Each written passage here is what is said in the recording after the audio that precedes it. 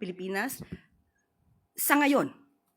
Pero iba po ang pinag-uusapan kung ang mga na-commit na di umanong crime ay naganap nung meron pang jurisdiction ng ICC. Mhm.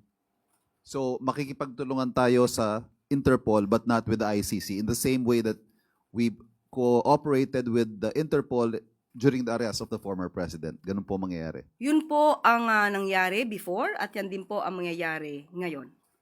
Ma'am, what does the palace say to those current and former officials who may feel the need to go into hiding after being named as co-perpetrators of the crimes against humanity? Si Senador Bato po, matagal nang hindi lumulutang.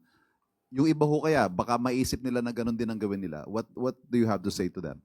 Unang-una, kung kayo magtatago, ano bang ibig sabihin yan? Kayo ba'y may kasalanan? Tinatago nyo para hindi po kayo madinig at ma-escape kayo or ma-evade the liability of what you had done?